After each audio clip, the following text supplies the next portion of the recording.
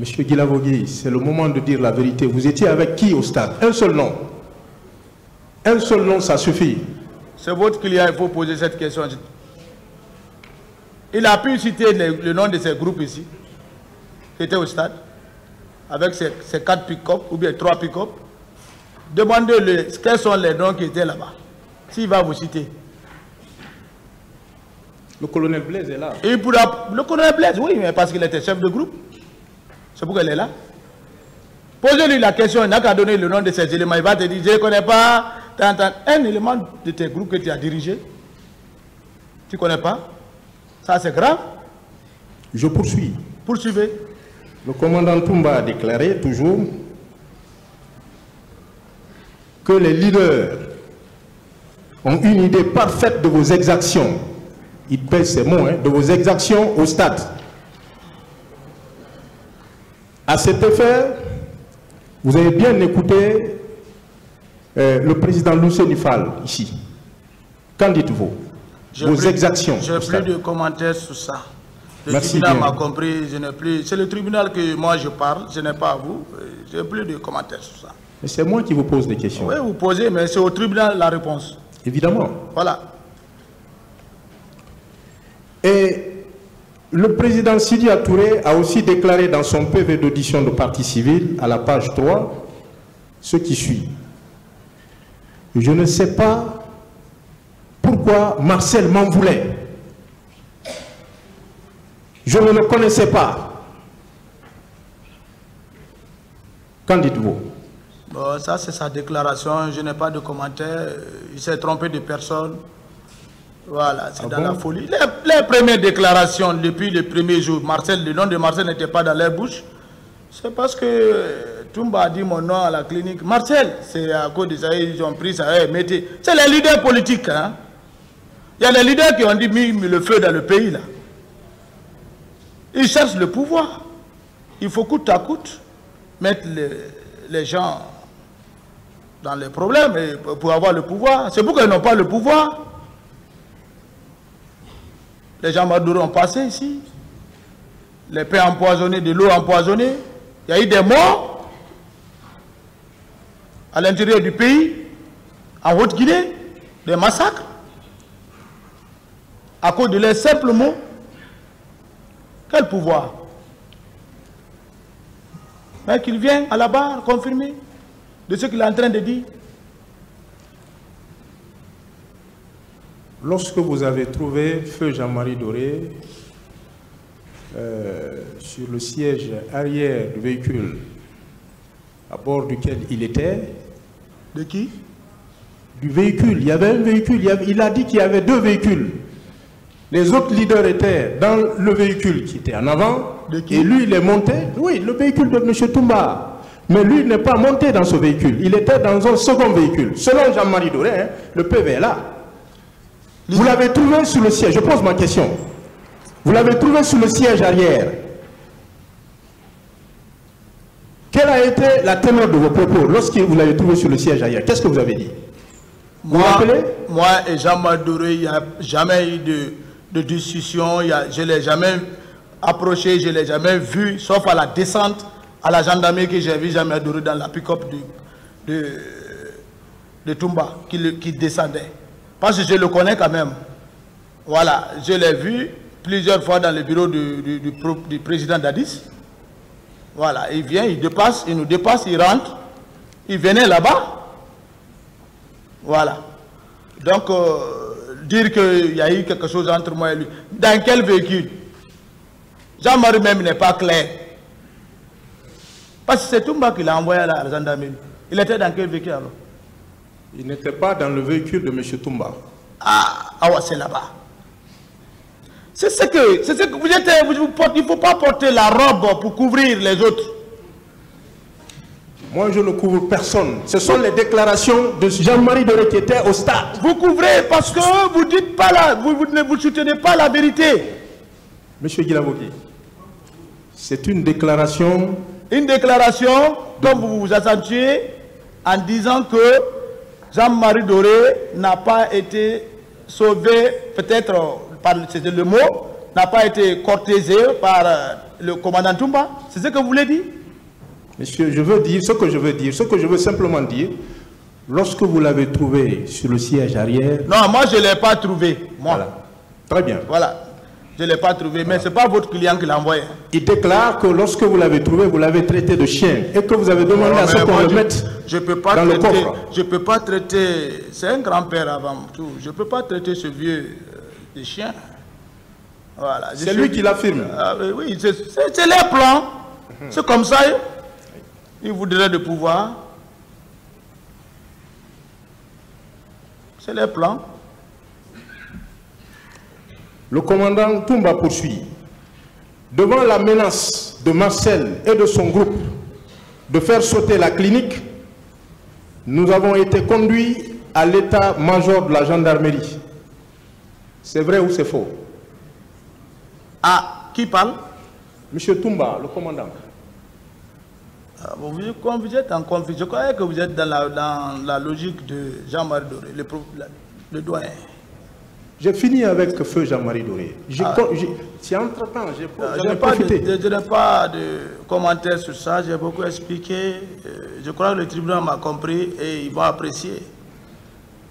Vous ne pouvez que revenir à tout ce qui a été dit ici plusieurs fois. Oui, c'est mon droit le plus absolu, hein, parce que je sais ce que je vise. Je ne vous empêche pas, c'est pourquoi je réponds aussi comme ça. Voilà. Merci de répondre à mes questions, M. Guilavogui. Lorsque les juges d'instruction vous ont demandé de fournir l'identité des éléments qui étaient avec vous au stade, vous avez répondu que vous n'étiez pas en mesure de le faire puisque vous ne vous étiez pas rendu au stade. Maintenant qu'il est avéré que vous étiez au stade, oui, est-ce que vous pouvez le faire? Il est maintenant avéré. Je n'ai plus de commentaires sur votre question là. J'ai parlé de ça. J'ai parlé comment je suis rentré, sorti. Je n'ai plus de... Je n'explique plus rien. Merci bien, M. Guilavogui. Si c'est une nouvelle question, je vais commenter. Merci bien. C'est une nouvelle question pour moi. Pourquoi avez-vous déclaré au juge d'instruction que le commandant Toumba, que c'est le commandant Toumba qui a dirigé l'intervention de la garde présidentielle au stade? Dans mon procès verbal? Oui.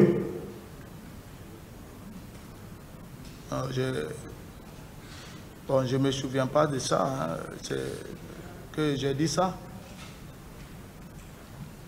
C'est également indiqué, l'ordonnance est au dossier, à la page 21 de l'ordonnance de renvoi. Hein? Non, ce n'est pas dans mon procès verbal. Relisez bien votre procès verbal. Moi, je n'ai pas même mon procès verbal. Les juges d'instruction reconduisent. Voilà. C'est dans votre procès verbal. Je poursuis. Le commandant Toumba affirme que vous étiez au courant de l'organisation de la répression. Qu'en pensez-vous? Moi, je n'étais pas au courant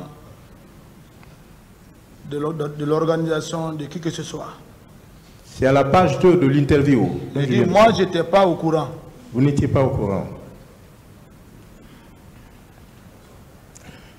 Est-ce que vous confirmez quand même, vous l'avez dit, hein, qu'il n'y avait pas de régiment? Vous le confirmez? C'était un soi-disant régiment. Très bien. C'était un soi-disant régiment. Merci, M. Guilavogui. Vous confirmez également que c'est le président Dadis qui était le commandant du régiment? Bien sûr, et il l'entretenait chaque vendredi.